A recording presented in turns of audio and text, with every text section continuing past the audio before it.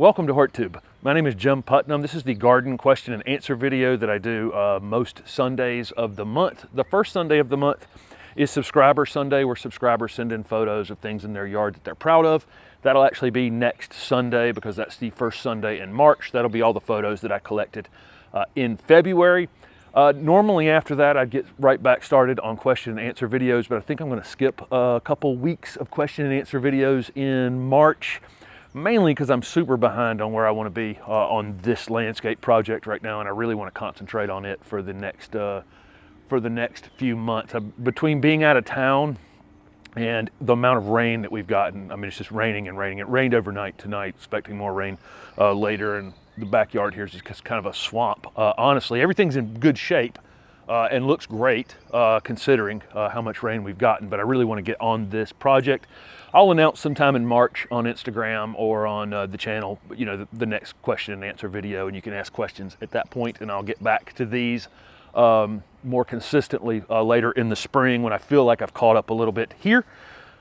Enough of that. Let's get on some questions, and I've got photos at the end. If you stick around, I've got photos that folks sent. I asked last week people to send photos of their cold damage that they got in the Texas and Oklahoma freeze, and so I've got some of those photos at the end. I didn't pull up all of them. A lot of them just, you know, kind of repeats of the same brown plants, but I did pull together a few, and I'll talk through those at the end, and hopefully it's helpful in some way. And before we get to that, I got a few other questions from last week's video that I'll answer.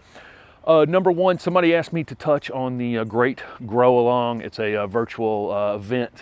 It's with a lot of speakers on it. Somebody saw that I was a speaker. I guess they saw Garden Answer mention it in a video, and then saw that I was a participant in this event. And yes, I recorded my talk the other day, and it's on basically beginning gardening. I've discussed encore azaleas, but my 40-minute talk is really more about just beginning basics of planting and watering and fertilizing and mulching, and why all those things are kind of important. And I kind of go into a little bit about, you know, don't let people oversell you on gardening. You know, it's much simpler than it would seem when you walk into a garden store and they're trying to sell you lots of things. And so I go into that a little bit. But if you're more on the beginning gardener or a new gardener in 2020, like so many were, that's what this event is really aimed toward. And it's a lot of presenters that you guys are probably familiar with. Linda Vodder is, Bree from, you know, that I do the other channel with on No Rules Gardening. There was a new No Rules Gardening video this week as well. If you guys haven't been over to that YouTube channel yet, that Bree Arthur and I have a new channel together. If you're just watching this video, this is the first time you're hearing that. It's called No Rules Gardening on YouTube. Anyway, Bree is a presenter. She recorded hers the other day. Epic Gardening, Callie Kim. There's just a lot of presenters for this thing, and a lot of good information, I think. And it's March 19th through the 21st. It's a virtual event, but I recorded a 40-minute piece the other day. So yes, I am participating in the Great Grow Along, and I'll link the web address for that down at the bottom if you're interested in watching all of those presenters. Okay, somebody said that they took a pH test and the pH is 9 in their yard, and they have heavy red clay and their pH is 9. And I'm going to put up the map right here. This isn't a perfect representation of soil pHs across the country, but one thing I want you to notice about soil pH on this map is the wetter areas in the country. The upper Midwest, the Southeast, the Pacific Coast, the mountain areas in the West have acid soils. And the rainier areas tend to have the acid soils. The drier areas tend to have the more alkaline soils. I just want you to notice that in general. And there's almost nowhere on this map that would be 9. So I'm thinking that your pH tester is broken. I don't actually know where this person was. But I'm going to give you the best news ever, which is if your pH meter was at 9, I have a feeling your pH meter is broken. And I hope that's the case, because I would not want to garden in a soil that was had a pH of 9. Even most people that consider their soil alkaline is going to be 7, 7.5, maybe 8. But there's very few areas I think that are actually over 9. Maybe, maybe yours is. Get a new pH meter. I think that's the issue there. If you did have that high of a pH, they were asking, you know, how would you lower it? I think if you had a pH that high, you'd probably want to grow things in raised beds. I think the challenge of growing in something like that would be, I would probably grow in raised beds and have different soil. Let's see. Somebody asked if they could tree form a ligustrum, and I did that. I put up a tree forming video 2 days ago where I'm going to be tree forming a hydrangea paniculata over here. Ligustrum lends itself almost better than any plant to being limbed up into a tree form, and if they're allowed to grow, they'll just naturally tree form themselves because they shade the bottom of the plant over the years and will just become trees in time. And they want to know if you would stress it by removing the lower branches. You could probably park your car on your ligustrum for a few days and still would survive. So yeah, I think you'll be okay with limbing up a ligustrum. It's a weed. Okay. Somebody said they have some green giant arborvitae that are, I guess, are forming a second leader, or they have one that's forming a second leader. Wanted to know if I would take that second leader out. I probably would, as long as it didn't deform the plant in some way. So if you've got one that you can, it would be easy to go down in the plant and just take off, you know, that second leader down, you know, lower into the plant. I probably would. If it completely deforms the plant, I'm probably just going to leave it be. And but ideally, you'd have a single leader on it to keep it from cracking open from ice or snow or something in the future. But I'd probably keep the second leader if it meant deforming the plant in the short term. So I hope that makes sense. Let's see. Somebody asked me if does it stress plants to espalier them, meaning flat, you know, growing them flat against a wall, you know, doing pruning and techniques, even like that tree forming thing I'm doing over here, where I'm kind of butchering the plant. The Japanese maple I have in the backyard, it has the S shape. If you followed my channel, I did that to that Japanese maple. No, it doesn't stress them at all. They're totally fine with it, as long as their soil needs are met. You know, that they're fertilized and they're in some sort of well-drained soil that, you know, the plant doesn't care. That's human feelings getting involved, but you're probably taking great care of your plants, and as long as you are snipping a branch here or there, or, you know, growing them flat against a wall, they don't care. Okay, let's see. Somebody asked about planting screening plants between their old existing cherry trees, and because the cherries don't offer any kind of screen. There's lots of things, any kind of screening plant, you know, holly or even ligustrum, like we just came up in the conversation. Anything that you can grow in your area that's hardy it's hardy in your area will be fine to plant between those cherry trees. But I will tell you, cherries are super aggressive rooting, and if they're old established ones, you're going to have a tough time digging. And they probably won't play nice with your new plants initially. Hollies would compete with anything if you can grow them. I don't know where this person was. But after they're established. And so anything you do plant between these existing cherry trees, which are going to be difficult to dig holes, once they're in the ground, you're probably going to be responsible for watering them for a year or two, making sure that they can compete with those trees. Once they're established in, you know, a couple years, you can probably kind of have them on their own. Okay.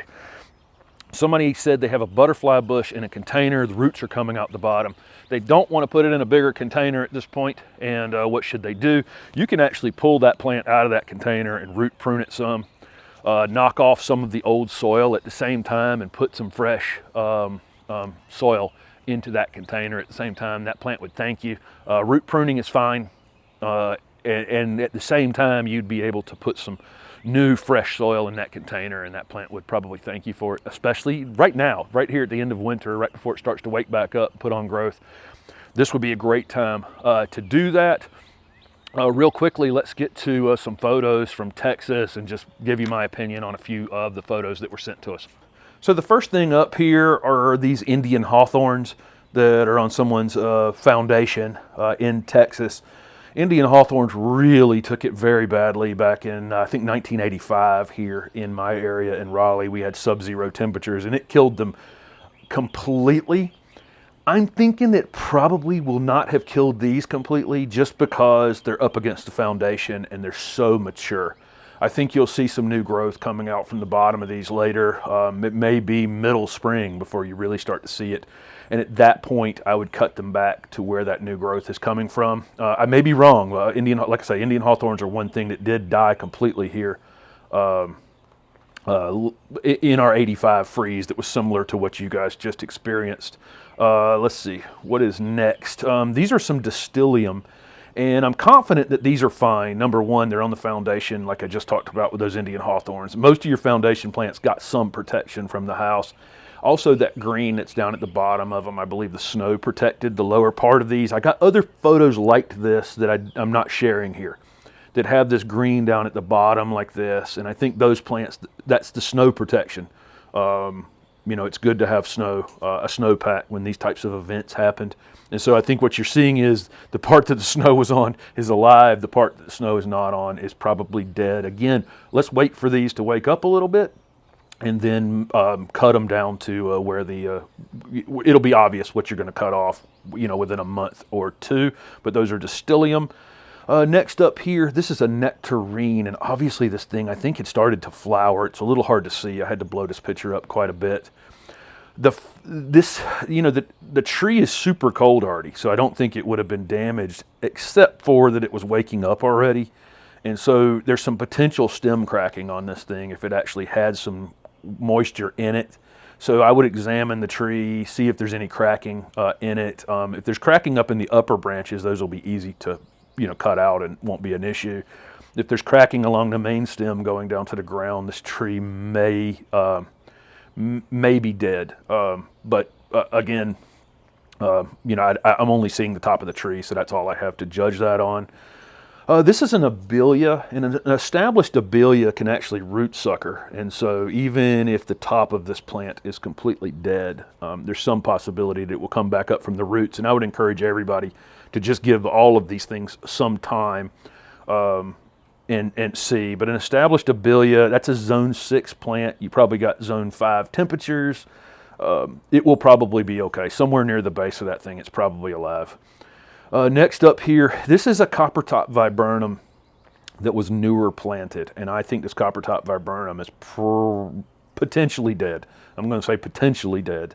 I think it would have probably needed to have been a more mature specimen to have survived this. This is a zone 8, 7B 8 plant. You had zone 6, potentially even 5 temperatures on it, and I think that this one may be in bad shape. That's what I talked about newer planted things could have been, potentially an issue. This is a sweet viburnum. This is going to be a more established version of the same thing. I'm guessing that these are alive somewhere near the base. It's just a more established situation. But I do believe these will come back out from somewhere at the bottom. Just wait for it to happen and then cut them down to that level. I think you are going to lose a good portion of your screen in the meantime. So this is another viburnum here, and you can see that the evergreen viburnums took this pretty hard. And so this is another one though that I think is so well established, and I feel like I can see a little green down toward the bottom. It's another one that's going to get cut back later on. Next up is this Mahonia, and I think this Mahonia is established enough that it will come back, and these have a tendency to root sucker, so we may get some root suckers on them. And again, it's up against a foundation, so I think it will ultimately be okay, but you are going to have to cut it back. Don't know where to yet. And then next up is this FATSIA, and I'm honestly surprised that this FATSIA has any green on it at all. This is one that I thought would have been killed completely. So the fact that it still has some green on it, I'm encouraged by. And you can go ahead and start cutting out the brown pieces pretty soon on this one, where it's obvious that it's still alive. Look down at the bottom of it though, see if there's any stem cracking on it, and that may be a sign that the green parts will continue to brown out and die. But if there's no cracking down at the bottom of it, I think this thing survived okay, which again is kind of a surprise to me. But a lot of these things are just going to take some patience, honestly, at the end of the day, and just wait see where they're coming out from, and then cut them down to that level later in the spring. Hopefully you guys don't get any kind of reinforcing cold air on these things that are already this damaged. But thank you guys very much for watching the question and answer videos. Next week will be Subscriber Sunday, and like I say, I'm going to skip a couple weeks on the question and answer, but we'll get back to them toward the end of March. Thanks for watching.